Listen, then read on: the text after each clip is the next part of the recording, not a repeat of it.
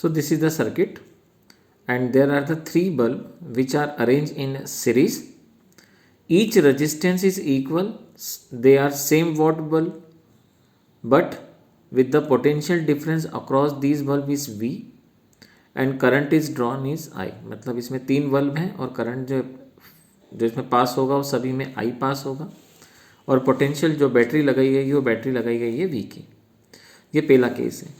इसी का second case ये है कि if 3 bulbs are arrange in parallel, अगर तीनों को अरेंज कर दिया जाए पैरेलल में विथ सेम पोटेंशियल, मतलब जो बैटरी हमने सीरीज में अप्लाई की थी वही हम यहाँ पे अप्लाई करेंगे। सो क्वेश्चन की डिमांड ये है कि बताइए सबसे ज़्यादा बल्ब किस में ग्लो करेगा, पैरेलल में सबसे ज़्यादा ग्लो करेगा कि सबसे ज़्यादा ग्लो करेगा वो सीरीज़ के अंदर करेगा। तो चलिए क्वेश्चन को सॉल्व करते हैं। तो देखिए हमने सबसे पहले टोटल रेजिस्टेंस निकाला, हमें रेजिस्टेंस की वैल्यू गिवन नहीं है बट इक्वल रेजिस्टेंस है, तो टोटल रेजिस्टेंस पूरे सर्किट का हो जाएगा R प्लस R 3R, और उसको हमने थोड़ी देर के लिए कंसिडर करा है R डैश। सो जब ओम्स लॉ अप्लाई करेंगे तो V इजिकल टू IR, जहाँ पे R को हमने R डैश लिखा है।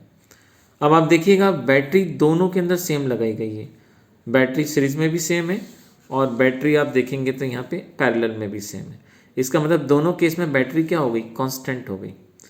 तो आपको यहाँ से जो करंट रेजिस्टेंस ये ज़्यादा है, ये चूँकि वैल्यू कांस्टेंट है तो डेफिनेटली ये एक वैल्यू मिली होगी हमें। थोड़ा सा मैथमेटिकली हमको इसको सोचना होगा कि अगर मान लें ये 10 होता थोड़ी देर के लिए या 20 होता, तो सीधी सी बात है कि इसकी वैल्यू 5 होगी तो इसकी क्या होगी, कम होगी, 4 होगी, क्योंकि इसकी वैल्यू 20। एक जस्ट एग्जाम्पल है। सिमिलरली अगर हम सेम बैटरी अप्लाई करते हैं और इस केस में हम देखें तो इसका जो रेजिस्टेंस निकल के आएगा वो पहले से कम निकल के आएगा, और कितना कम निकलेगा, R/3। मतलब देखिए रेजिस्टेंस बहुत कम हो गया, 3 टाइम्स कम हो गया। उस कंडीशंस में जब हम देखते हैं तो बैटरी हमने वही अप्लाई की है, सेम बैटरी।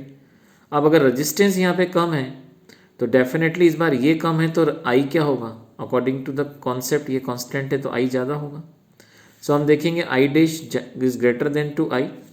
सो अगर I ग्रेटर है दैट मीन्स व्हाट, इसमें ग्लो क्या होगा, ज़्यादा होगा, और इसके अंदर जो ग्लो हो क्या वो क्या होगा, कम होगा। सो आंसर इज पैरेलल में ग्लोइंग ज़्यादा होगा और सीरीज़ के अंदर ग्लोइंग कम होगा। इसी का दूसरा केस ये था कि अगर कोई एक बल्ब इसमें फ्यूज़ हो जाए तो बताइए उस कंडीशन में क्या होगा। तो सेकंड केस में अगर बल्ब फ्यूज़ हो जाता है तो देखिए पैरेलल के अंदर अगर एक बल्ब फ्यूज़ हो जाए कहीं पर भी तो रिमेनिंग 2 बल्ब्स ग्लो करेंगे, लेकिन सीरीज़ के अंदर अगर कोई बल्ब कहीं से भी अगर कट वो हो जाता है, ऑफ हो जाता है, तो एंटायर सर्किट क्या हो जाएगा, बंद हो जाएगा।